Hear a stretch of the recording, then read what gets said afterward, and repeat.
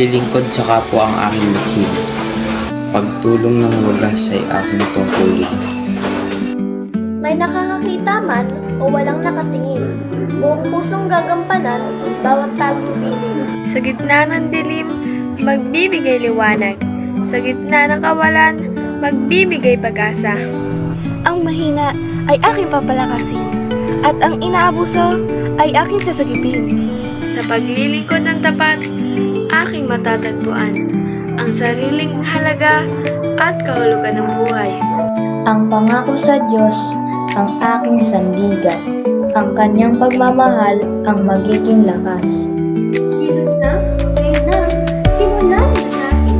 Ang mundo mapayapay, makakamtan natin. Ikaw, ako, at tayong lahat ay may kakayahan maglingkod ng tapat at maging kalugod-lugod.